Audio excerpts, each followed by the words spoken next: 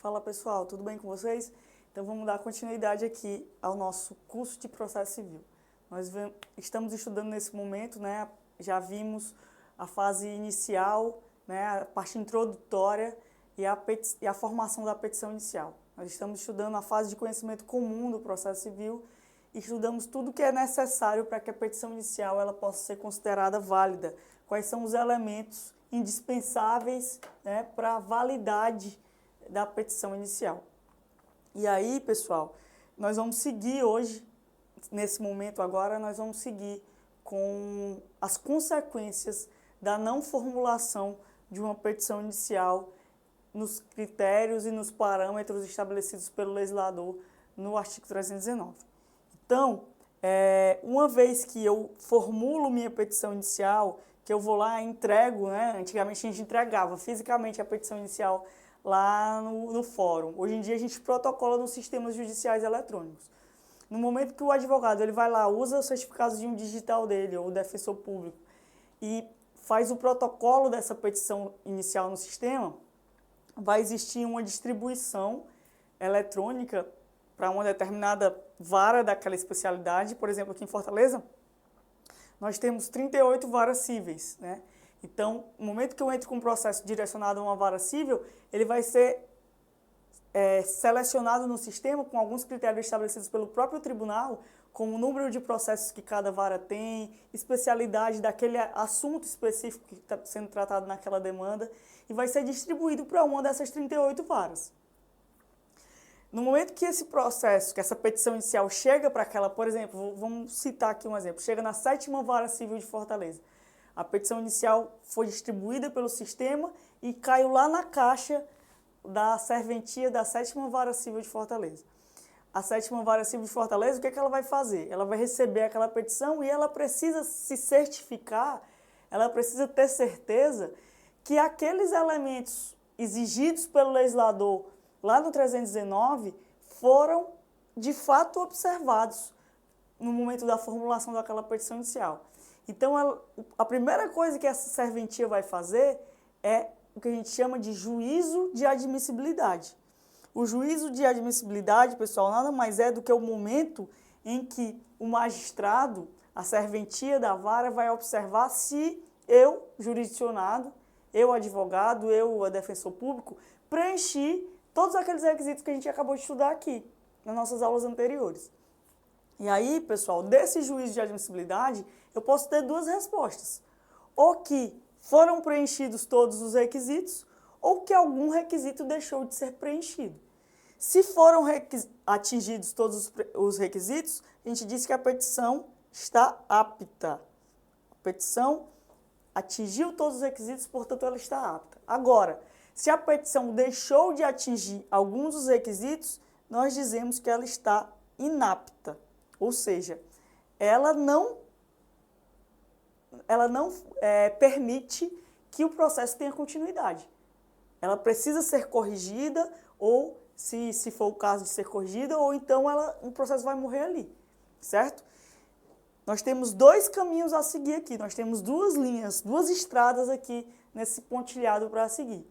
Uma situação em que a petição preencheu todos os requisitos e, portanto, está apta, e outra situação que ela deixou de preencher alguns requisitos, portanto, ela está inapta. Vamos seguir primeiro a situação em que a petição preencheu todos os requisitos, portanto, está apta.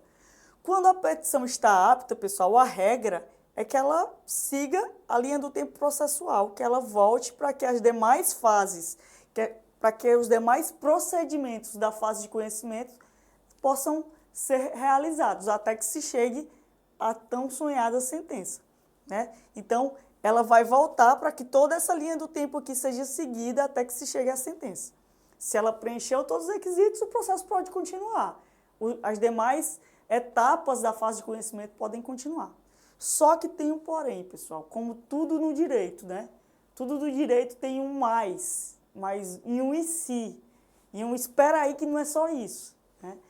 A regra, ou seja, em 90% dos casos, se a petição está apta, se ela preencheu todos os requisitos, ela vai seguir a linha do tempo normal. Agora, existem situações em que, mesmo a petição estando formalmente, porque tudo isso que a gente conversou nas aulas anteriores são aspectos formais, né? Não é relação ao direito material, são aspectos formais.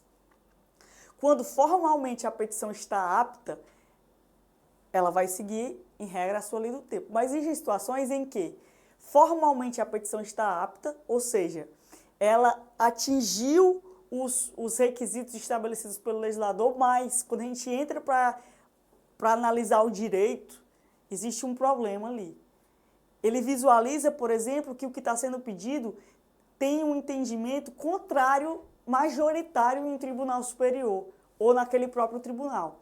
Exemplificando, eu fiz uma petição inicial toda perfeita formalmente. Eu coloquei o juízo correto, eu qualifiquei as partes de maneira correta, eu contei os fatos de maneira correta, fundamentei juridicamente, fiz o pedido, coloquei o valor da causa, coloquei as provas, indiquei que se eu queria ou não a audiência, fiz tudo correto. Mas o fundamento do meu direito era o seguinte: eu estou pedindo dano moral por um aborrecimento que eu tive, por um mero aborrecimento. Ele me fez raiva, eu estou pedindo dano moral. Formalmente a petição está toda ok, mas o meu direito que eu estou debatendo não é um dano moral por mero aborrecimento. A petição está apta, mas existe um entendimento simulado do STJ de que mero aborrecimento não gera dano moral. Ou seja, o juiz recebeu minha petição inicial, viu que eu preenchi todos os requisitos formais, mas ele leu o meu direito e viu, vixe, isso aqui está errado. Ela está pedindo algo que já tem um entendimento pacificado de um tribunal superior, contrário ao que ela está pedindo. Ou seja, ele já sabe o resultado. Ele já sabe que o que eu estou pedindo ali não vai prosperar. Porque existe um entendimento já firmado nos tribunais brasileiros superiores sobre aquele assunto. E aí, nesse caso, o que é que o juiz vai fazer? Vai dizer, ó, sua petição está apta, formalmente você atingiu todos os requisitos, mas o que você está pedindo aqui eu não posso lhe dar, não. Então, eu vou logo lhe negar, porque já eu tenho uma súmula do STJ aqui que me fundamenta para eu lhe negar. Aí o juiz já vai dar uma sentença dizendo, ó, perdeu. Improcedência liminar do pedido. Percebam, por que é liminar? Porque a outra parte nem chegou a ser ouvida. Ele nem sabe qual é o argumento da outra parte. Ele nem sabe qual é a defesa da outra parte, ele nem quer saber, nem precisa saber. Ele só me ouviu como autora, mas só o que eu falei já é suficiente para ele lembrar, para ele visualizar que existe um entendimento de um tribunal superior contrário ao que eu estou pedindo. Então, nesse caso, minha petição estava apta, está tudo ok com ela formalmente, mas tem um óbice material nela. Não é formal, o óbice é material. Aí ele vai dar uma improcedência liminar no pedido e o processo vai morrer ali. Ah, professora, mas eu atingi todos os requisitos da minha petição inicial. Atingi os requisitos formais. Em tese, sua petição estava apta, em tese. Mas materialmente, ela encontrou um óbice, certo? Essa improcedência liminar do pedido, pessoal, está descrita no artigo 332 do Código. Ela não é regra, ela é exceção, tá? A regra é que se minha petição está apta, o processo vai para as demais fases que a gente vai estudar aqui. Agora, excepcionalmente, como a gente acabou de explicar, pode acontecer a improcedência liminar do pedido. Beleza? Vou botar outra cor aqui da caneta só para a gente seguir a outra linha aqui de baixo. Então, vamos lá. Estando a petição apta, nós temos dois caminhos. O caminho, regra geral, é que o processo vai seguir as suas demais etapas. E o caminho exceção é que o juiz vai declarar a improcedência liminar do pedido e o processo vai morrer ali. Ele começa e morre, ele é natimorto. Ele nem se escuta a outra parte, ele nem tem outras fases. Ele já é da petição inicial, ele vai logo para a sentença. Ele pula todo esse resto aqui. Agora vamos para a segunda situação. Vamos dizer que a petição inicial está inapta, ou seja, existe um vício nela. Eu errei algo nela. Eu deixei de colocar algo ou eu coloquei algo errado. Esse vício, pessoal, ele foi classificado pela doutrina em duas subespécies, né? Esse vício ele pode ser um vício que tem como ser corrigido, que tem como ser sanado, ou ele pode ser um vício incorrigível, insanável. E a depender desse tipo de vício, nós temos dois caminhos possíveis também. Ora, se for um vício incorrigível, não tem como corrigir. Se não tem como corrigir, não tem o que fazer. O juiz vai indeferir essa petição inicial pela forma. Aqui não é pela matéria, não é pelo mérito, como foi no caso anterior. Aqui é pela forma. Por exemplo, eu identifiquei uma parte que era ilegítima. Eu entrei com... O João me causou um dano e eu entrei com um processo contra o Pedro. O Pedro não tem nada a ver com relação processual, então não tem como corrigir isso. O processo ele tem que ser feito um novo processo contra o João. Esse processo contra o Pedro não tem o que corrigir, porque ele é ilegítimo. Então, esse vício é insanável. Se é insanável, se é um vício formal insanável, o juiz vai indeferir ele mesmo, pela forma. Né? Quando o vício é insanável, outra situação exemplificada, o direito está prescrito. Meu direito prescreveu. Como é que eu vou exigir em juízo um direito prescrito? Isso é insanável, não tem como eu voltar no tempo para o direito não prescrever mais. Quando o tempo se consuma e o direito prescreve, isso não tem como ser corrigido. Portanto, essa petição inicial vai ser indeferida. Mas, pessoal, se o vício for sanável, se o vício for um vício corrigível, por exemplo, errei o valor da causa, coloquei o valor da causa errado, isso dá para corrigir, isso tem como corrigir. Aí o que é que o juiz vai fazer? Ele vai emanar um despacho dizendo, ó, você errou isso aqui, você errou o valor da causa, corrija. E ele vai me dar um prazo de 15 dias para que eu emende a inicial. Então, o juiz ele vai despachar indicando qual é o erro. O legislador é bem claro. Ao despachar a petição inicial, o juiz vai indicar qual é o erro. Ele vai apontar qual é o erro. E eu vou ter o prazo de 15 dias para consertar esse erro, emendando a inicial. Se eu emendar, pessoal, se eu fizer essa emenda, qual é a regra? O processo vai voltar aqui para seguir a linha do tempo normal dele. Existia um vício, o vício era corrigível, o juiz mandou eu corrigir, disse qual era o vício, eu corrigi. Pronto, se eu corrigir, está tudo ok. O processo ele vai voltar para seguir a sua linha do tempo normal. Agora, se eu não corrigir, se eu deixar precluir o prazo de 15 dias e não corrigir esse vício, aí o resultado é que a petição inicial não vai poder prosseguir. Ela tem um vício e, portanto, ela vai ser indeferida por meio de uma sentença também. Certo? Necessariamente, pessoal, o processo civil ele começa com a petição inicial e encerra com uma sentença. Então, sempre que for para encerrar a fase de conhecimento do processo civil, vai vir uma sentença. Seja para improcedência liminar do pedido, seja para o indeferimento da petição inicial, nós teremos a sentença. Beleza? Então, recapitulando aqui, de uma maneira bem sintética, agora de uma maneira mais acelerada, né? Quando eu protocolo minha petição inicial, essa petição inicial ela tem que preencher os requisitos do 319. Se eu deixo de atingir algum desses pré-requisitos, eu vou ter consequências. No momento que eu protocolo minha petição inicial, ela vai ser submetida a um juízo de admissibilidade, onde a presença ou a ausência desses requisitos vai ser analisada. Nessa análise, eu posso ter a resposta de que preenchi todos os requisitos ou que deixei de preencher algum desses requisitos. Se eu preenchi todos, a petição está apta e, em regra, o processo vai seguir sua linha do tempo normal. Mas pode ser que, mesmo estando apta, aconteça a improcedência liminar do pedido por uma questão meritória, porque o que eu pedi vai de encontro ao entendimento firmado daquele tribunal ou de tribunais superiores. Se eu apresentei alguma falha na minha petição inicial, ela, portanto, está inapta, essa falha ela pode ser uma falha corrigível ou incorrigível. Se ela for incorrigível, se ela for insanável, o juiz de cara vai indeferir minha petição inicial, sem analisar o mérito, só pela forma. Agora, se for um vício corrigível, sanável, o juiz vai despachar, dizendo qual é o problema, e vai me dar um prazo de 15 dias para que eu corrija. Se eu corrijo, o processo vai voltar para seguir sua linha no tempo normal. Se eu não corrijo, essa petição inicial vai ser indeferida sem julgamento de mérito por meio de uma sentença. E aí, pessoal, a gente vai chegar lá na sentença, mas só para que não fique a dúvida aqui nesse começo. A sentença ela pode ser com julgamento de mérito ou sem julgamento de mérito. Quando ela julga o mérito, ela adentra ao direito, ela vai dizer se eu tenho ou não tenho uma razão, se aquele direito tem ou não fundamento. Quando é sem julgamento de mérito, é só pela forma, existe algo formal, algum elemento formal que nem deixa o juiz chegar no direito. Existe um impeditivo formal que não deixa o juiz chegar no direito. Quando o juiz fala assim, ó, sua petição tem um vício formal e eu vou indeferi-la, ele nem está dizendo se o seu direito tem fundamento ou não. Se você tinha razão ou não no seu direito. Está dizendo só que sua petição tem um vício.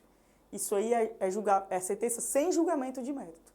Mas a gente vai ver isso lá na frente quando a gente for estudar a sentença. Só para que os termos que eu vou falando aqui para vocês não fiquem soltos, sem uma explicação, para quem nunca teve ainda o contato com o processo civil.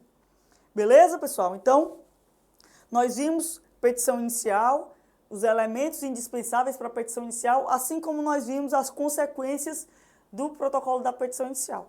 Agora nós vamos seguir, deixa eu só limpar aqui a nossa lousa. Nós vamos seguir para o momento posterior ao juízo de admissibilidade. Uma vez que eu protocolei a petição inicial, que eu submeti a petição inicial ao juízo de admissibilidade, que ela passou por esse juízo de admissibilidade, ou que ela foi apta diretamente, ou que ela foi inapta com vício sanável, o juiz despachou, me deu prazo para emendar e eu corrigi, nós vamos chegar nesse ponto aqui, que é o ponto da citação. Ora, o autor falou, o autor foi lá e expôs o direito dele, bateu lá na porta do judiciário, empurrou o peito do juiz e falou, tá aqui o meu problema, resolve. Entregou para o juiz uma situação conflituosa e pediu uma solução. O juiz pegou aquele problema, viu que formalmente podia seguir, que não tinha nenhum impedimento meritório, e agora? O juiz só tem uma versão na mão dele. Ele só tem uma parte. E a gente viu que a jurisdição ela tem que ser imparcial. Além de inerte, né? Porque a jurisdição só age se provocada.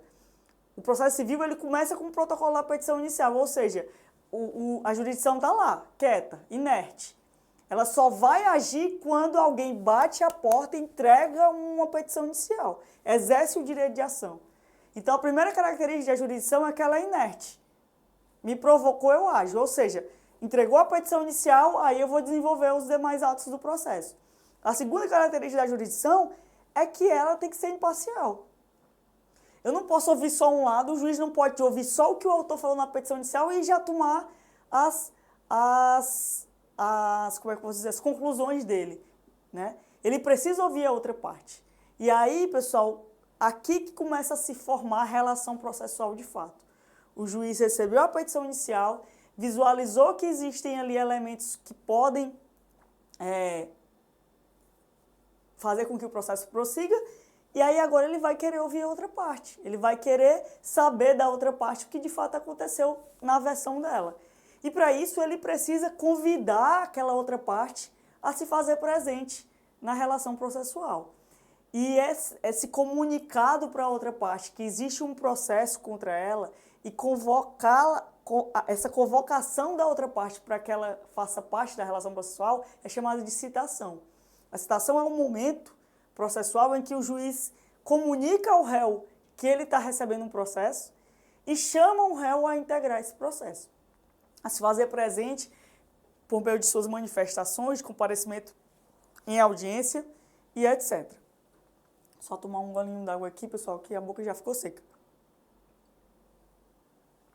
Então, pessoal, o que vai acontecer a partir de agora é que o réu, de fato, vai sofrer as consequências dessa relação processual. Até então, o réu ele não tem contra si as consequências da relação processual porque ele ainda não figura no processo, só o autor. A partir do momento que o réu é formalmente citado, ele vai ter contra si as consequências da relação processual. Essa citação, pessoal, ela também tem uma disposição legal, né, estabelecida no nosso código. E o legislador, ele, como eu falei para vocês, no decorrer desses 8 anos aí de vigência desse CPC de 15 com vigência em 16, esse CPC sofreu algumas alterações já, né? E a legislação, no período de pandemia, né, no período pandêmico que a gente viveu aí da Covid, também sofreu modificações no sentido de que essas modalidades de citações elas foram gradativamente sendo alteradas o seu grau de importância, né? No primeiro momento, quando o código foi editado em 2015 e passou a sua entrada em vigor em 2016, a modalidade principal de citação era a modalidade via Correios, né? Via Correios. E aí, em 2021, a gente teve a primeira alteração com relação à prioridade da citação passar a ser por meio eletrônico, né? Com o fato de que isso é fortalecido pelos sistemas judiciais eletrônicos, que o processo deixou de ser físico, passou a ser todo virtual, né? Os tribunais estão todos virtualizados. Isso também fortalece essa importância maior que foi dada para a citação por meio eletrônico. Então, nós temos várias modalidades de citações, não que as outras modalidades de citações deixaram de existir, porque, como eu falei para vocês lá no começo do nosso encontro, na introdução do nosso encontro, a realidade, como é que eu posso dizer, digital, ela não é uníssona no Brasil, né? Ainda tem gente que não tem acesso ao e-mail ou ao meio eletrônico de maneira cotidiana, né? Tem gente que ainda não tem esse acesso. Ainda existem pessoas que não conseguem ter esse acesso, mas que precisam do acesso do judiciário. Então, a gente observa que o legislador também deu importância a isso. Não é só a modalidade eletrônica que vigora na nossa legislação. Continua existindo a modalidade via Correios, via Oficial de Justiça, via edital, né? Todas as outras modalidades continuam existindo, mas existe uma gradação. Hoje, a que é mais utilizada e que a maior importância é dada é a citação por meio eletrônico. Então, essa citação, pessoal, é o momento em que o réu vai ser cientificado de que existe um processo contra ele. Essa citação ela vai trazer consequências, porque a citação ela vai acompanhada de uma intimação para comparecimento em uma audiência de conciliação e mediação. E se o réu falta essa audiência de maneira injustificada, ele vai ter que arcar com as consequências do ato atentatório à dignidade da justiça que vai se consubstanciar em uma multa. Então, o réu, se ele deixa de responder à citação, ele vai implicar em revelia, e a revelia é a presunção de veracidade fática daquilo que o autor falou.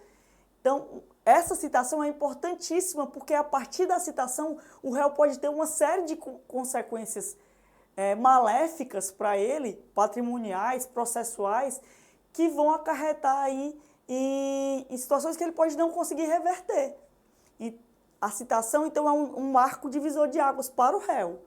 O réu, a partir da citação, ele vai ser penalizado de algumas formas se ele não responde ao que a jurisdição pede. E para o autor, a citação também é importante porque é a partir da citação que todo o restante da relação processual vai se construir, né? E no momento que eu protocolo a petição inicial, eu tenho um break ali, uma pausa. A partir dali, o processo só segue quando a citação ela é consubstanciada, ela é de fato levada a cabo. Então é importante que vocês entendam o conceito de citação. Citação é diferente de intimação, pessoal. Intimação é feita para qualquer das partes. Qualquer das partes pode ser intimada em qualquer momento da relação processual. O autor pode ser intimado, o réu pode ser intimado para uma audiência, para um outro tipo de petição, mas a citação é exclusiva para o réu. E é exclusiva nesse momento. A citação ela acontece para informar o réu que existe um processo contra ele. Ela é específica. Eu não digo que o autor foi citado. O autor não é citado. Esse termo está errado. Quando eu falo em citação, eu estou me referindo especificamente ao réu. A citação é o momento que a jurisdição informa ao réu que existe um processo contra ele. E como eu falei para vocês, essa citação tem algumas modalidades. Ela pode ser feita por meio eletrônico, por meio de correios, né, via correios, por meio de oficial de justiça e por meio de edital. O edital é subsidiário, é o último, é quando todas as outras citações falham, não se consegue nenhum tipo de contato com o réu, e aí se usa o edital como última ratio, última tentativa, né? A citação via correio, enfim, empresa brasileira de correios, né? Ela vai acontecer por meio de um documento que a gente chama de aviso de recebimento. Esse aviso de recebimento ele vai ser assinado ali pela pessoa que recebeu, e esse aviso de recebimento vai voltar para os autos processuais. E a partir do momento que esse aviso de recebimento é retornado para os autos processuais, é que começa a correr qualquer prazo contra o réu. E a citação feita por oficial de justiça, o oficial de justiça comparece presencialmente ao endereço indicado na petição inicial e, por meio de certidão, certifica ao juízo que aquela pessoa foi citada ou não. O oficial de justiça pode fazer essa citação dele por uma citação chamada citação por hora certa, quando ele comparece à residência e percebe que há uma falta de vontade do réu de comparecer, né? Uma intencionalidade em se esconder. Quando o oficial de justiça percebe que o réu está querendo mesmo fugir ali do negócio, está querendo se esconder daquela situação. Quando o oficial de justiça percebe isso, percebe que o réu está querendo se esconder, ele vai poder informar para quem estiver presente o dia e a hora que ele vai comparecer para citar o réu. Naquele dia e hora marcado, por isso que se fala citação por hora certa, naquele dia e hora marcado, o oficial de justiça retorna àquele local e quem estiver lá, mesmo que o réu não esteja, é considerado citado. Por isso que é chamado citação por hora certa. Mas para isso, né, existe a condicionante de que o oficial de justiça ele tem que perceber, e aí o oficial de justiça é imbuído do munus público, né? Ele tem fé pública, e aquilo que é narrado por ele, aquilo que é certificado por ele ao juízo em certidão, é tido como verdade. Então, se o oficial de justiça percebe essa intencionalidade em não receber a citação, em se esconder ali no local, em não querer receber o oficial de justiça, ele pode marcar essa citação por hora certa. E aí, nessa citação por hora certa, quem estiver lá, independente de ser a pessoa do réu ou não, vai ser considerada que a citação foi realizada. E aquele documento vai ficar naquele local para ser entregue para o réu. Então, pessoal, a citação é importantíssima. É importantíssima porque, como eu falei para vocês, a citação é um divisor de águas do processo. O protocolo da petição inicial passou pelo juiz de admissibilidade, vai dar uma pausa ali. Vamos agora achar esse réu. Vamos ver onde é que esse réu está. Vamos informar para o réu que existe um processo contra ele. O processo para ali até que se encontre aquele réu, até que se tenha certeza de que o réu foi cientificado. E aí, a partir dali, que o processo vai, a partir dessa certeza, que o processo vai poder retornar. E essa certeza vai depender da modalidade de citação. Se for para o oficial de justiça, essa certeza vem por meio da certidão do oficial de justiça. Se for por correios, essa certeza vem por meio do aviso de recebimento. Se for por via eletrônica, vem pelas informações do próprio sistema de que aquela mensagem foi aberta, ou transcorrido o lapso de 10 dias sem a abertura, é considerada a abertura automática. Ou, se for por edital, por último, né, a publicação daquele edital por aquele determinado período de tempo estabelecido pelo juízo também se considera a citação. O processo só segue para as demais fases e para a fase que a gente vai estudar no nosso próximo encontro, quando se tem certeza de que essa citação chegou ao cabo, que essa citação teve sucesso. Por isso que a gente fala que o momento de citação é um momento de pausa. Vamos achar o réu. No momento que a gente acha o réu, que ele de fato faz parte da relação processual, é que o processo pode então seguir. Então a nossa intenção, pessoal, no decorrer desse nosso encontro aqui, é que vocês entendam que a petição inicial, ela tem elementos, esses elementos são submetidos ao juiz de admissibilidade, esse juiz de admissibilidade vai se desenvolver, estando tudo ok com o juiz de admissibilidade, o processo vai seguir para a citação, e essa citação ela precisa encontrar o réu. O processo para ali até que se encontre o réu para que a gente possa seguir para os demais momentos da relação processual. Espero que vocês tenham conseguido acompanhar. Façam a leitura dos artigos que a gente vai referenciando aqui, porque esses artigos são de fundamental importância para que vocês consigam ter a total compreensão do assunto. Um abraço para vocês e a gente se encontra daqui a pouco para uma próxima aula.